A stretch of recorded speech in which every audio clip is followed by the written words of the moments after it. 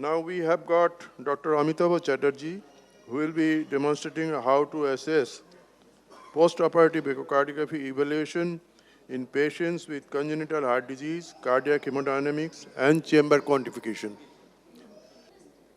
Good afternoon, everyone. My respected teachers, seniors, and colleagues. So, I'll be talking about the postoperative echocardiography evaluation in patients with CHDs.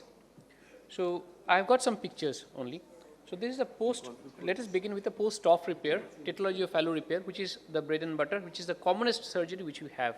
So, as you can see in the pictures, this is what we look for whenever you alter the connections. Suppose there is the components of tetralogy are there is a VSD, RVOT obstruction, and the branch pulmonary arteries are to be taken care of. So, as you see in this picture, this is a long axis view where the VSD is intact. The surgeon has put a patch here, and on this figure also the VSD is intact, and we can see that there is no RVOT obstruction. I'll come to the next view. As you can see here, there is no RVOT, right ventricular outflow tract obstruction, which you see from the long axis, and this is a subcostal view, since transgastric subcostal view where the RVOT has been opened up. There is free pulmonary regurgitation, but there is no obstruction. This much obstruction, that is 27, can be taken. What is the practical importance? For example, if the RVOT obstruction is say 70, the 70 milliliters of mercury, and obviously the RV-LV ratio, pressure ratio is more than 0.7 or 0.8, then the surgeon might ask me that whether we should go again to the bypass and take it out. Mostly what happens is, due to the reactivity of the right ventricle, and on the table the RV pressures might be high. If the ratio is less than 0.7, we always ask the surgeons to come out, because otherwise the child has to undergo another bypass, which is detrimental to the myocardium to recover. Also, if there is a very small tiny residual VSD, sometimes we can look over. If there is a large VSD which is probably say 2 or 3 millimeters more, then probably it is going to be harming the right ventricle and the hemodynamics. So, we need to go back and close the VSD. So, this is the RVOT from the subcostal view and the and the intactness of the interventricular septum. You can see the PFO, which is in the last figure, you can see the PFO, which is shunting left to right, thereby signifying that the LA pressure is higher than the RA pressure, which is a good sign at that moment. And this is an RV inflow-outflow view, which gives you a figure to assess the RV inflow and the outflow. This is a post-RVPA conduit repair for a truncus arteriosus. This is the conduit which is in place, and as you can see, obviously the conduit valve does not work properly at all points of time. So, this was a post-operative echocardiogram where the conduit, there is no conduit stenosis. The things to look for is there a conduit stenosis or there is any constriction in the conduit, and whether the pulmonary regurgitation is quantify the pulmonary regurgitation, and also at the same time quantify the RV and the LV myocardial contractility. This is a complete AV canal repair. And this is a preoperative echocardiogram where the surgeon decided that there is a large VSD, almost half the septum, and we decided to close. There was severe left AV valve regurgitation on the transesophageal echocardiogram. So, on table, this was the CVC postoperative. As you can see, this is the coronary sinus flow, and the AV valve regurgitation on the left side has been minimized. It is about mild to moderate, and the AV valve has opened up normally, and the surgeon has created the left sided AV valve and the right sided AV valve. The VSD has been patched, there is no residual VSD, and the contractility more or less acceptable. So, seeing this, we decided that we would come off the bypass, and the surgeon was happy, everyone was happy.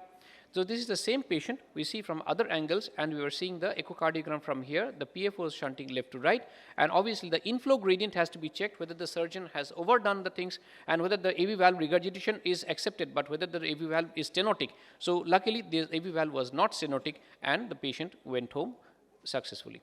This is a double outlet right ventricle, where there is a preoperative assessment where we assess that whether the PFO is, how big is the PFO, whether the surgeon has to do anything or we can leave it as such. The rootability factor, from here the VSD was not seen, so I had to pull out the TE probe slightly, and from here the VSD is overridden by the aorta by approximately about 60%, and it is easily rootable. Hence the VSD was patched, and this is the view which you'd like to show. This is the transgastric view, the RVOT, and this was a measurement where the RVOT can be, whether the RVOT can be rooted or not. This is an Epstein's anomaly preoperative assessment. As you can see, there is almost the preoperative assessment whereby, and this was the postoperative one, the severe tricuspid regurgitation has been minimized by a cone repair. We saw that there the cone repair, by cone repair, the AV valve regurgitation came out, right side AV valve regurgitation came down to almost minimal, and the PFO was shunting left to right. This is the same patient.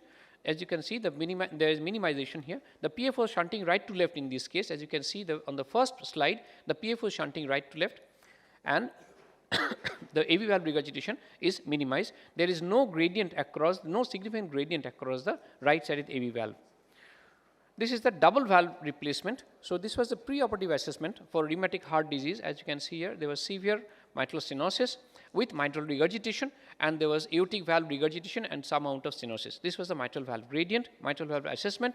So we decided to go for a mitral valve replacement and an aortic valve replacement. So this was the preoperative assessment. As you can see here, the aortic regurgitation was almost severe, and the aortic valve measurements has been taken. This was from another view, where you can see that the aortic valve is quite thickened, slightly doming, and there was non-cooperation resulting in severe aortic regurgitation. The aortic valve annulus was 17, which is the bare minimal required for any valve to be put in that position, and thereafter the replacement was done. This is post replacement. As you can see here, the AV valve, the mitral valve, there is a St. Jude bileaflet valve which is moving well. There was no significant gradient, and obviously the aortic valve was also been taken. We checked the tricuspid regurgitation as well, which was not significant. The aortic valve is moving well, both the leaflets are moving well, and there is no significant gradient across the aortic valve as well. So the assessments being done, now we were ready that the patient, this is the valve which was moving, bilateral aortic valve which was moving well. There was no obstruction, no clots, nothing else, and there was no patient prosthesis mismatch, and the patient went home well.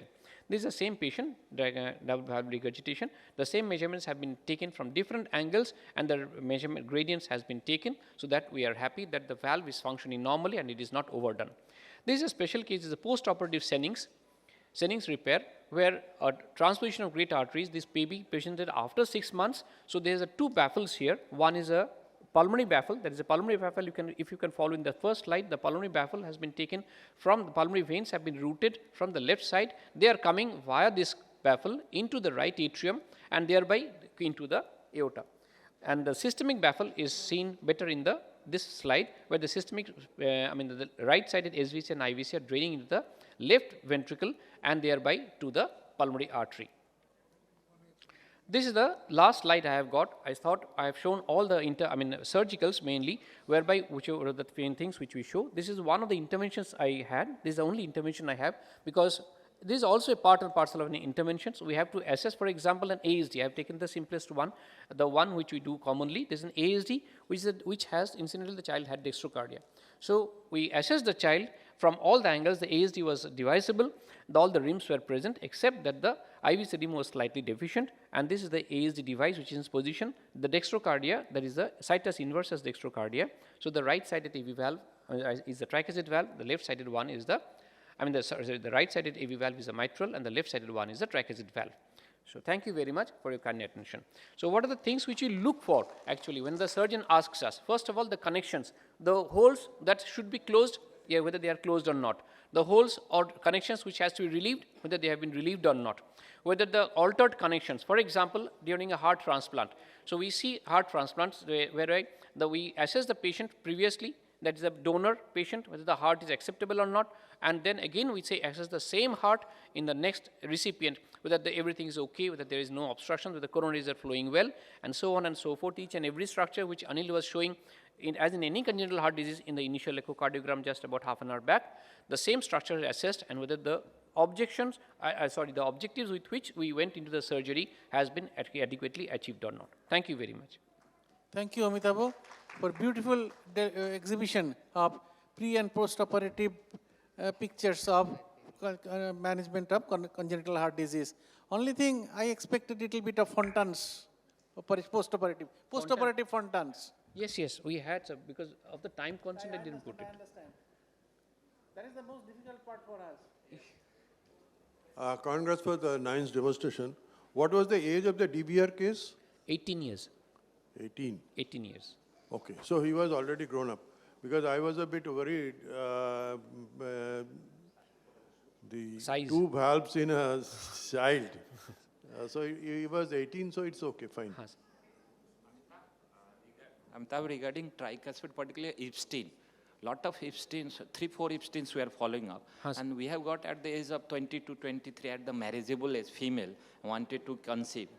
So what in the early, if it diagnosed, regarding the displaced, valve is very much displaced, suppose distance, then what surgery you are preferring for this, Epstein? What, sir? Epstein's anomaly case में your treatment of in the early childhood, suppose 10 years, 12 years, in adult versus pediatric age group में, what's your choice nowadays for Sir, the we always, the choice in pediatrics is always a two ventricle repair, which is the ideal one. Yeah. So we always try to give the patient complete separation of the blue and the red blood, and if the septation can be done along with the AV valve repair, nothing like it, because the longevity and the quality of life is much better. So how you are preferring the TV replacement? Suppose TV is already there, tethers displaced. Correct, sir. So how you are changing up the nowadays? What So practice? the indications of operation in abstinence, there are a set of indications. If the child is symptomatic, if there is right to left shunt, or the child is having arrhythmias, so we'll go to operate on. So if the child is barely symptomatic, we wait for the child to grow up a little bit, because there will be more space for the surgeon to operate. Initially, we try to give a two ventricle repair. If the Epstein's tricuspid valve can be repaired and put forward, the best one is a cone repair. If it cannot be done, then probably what we would accept is a 1.5 ventricle repair. That means we repair the tricuspid valve, and at the same time we put a Glenn shunt, so that the IVC drains into the right atrium, and the right atrium is relieved of at least half the load. If at all none can be done, then you have to go for a single ventricle pathway, where we do not meddle with the tricuspid valve anymore. We just go for a Glenn, and later on we can go for a Fontan. But the fourth form of therapy, that is a severe Epstein's type C and above, where the ventricle is failing, the right ventricle is actually making the left ventricle fail, and the patient is not doing well, then the correct form of therapy would be to go for a heart transplant. Right. And what WPW is, we are getting 2 patients, one with WPW. Sir. It is very common. It's very common.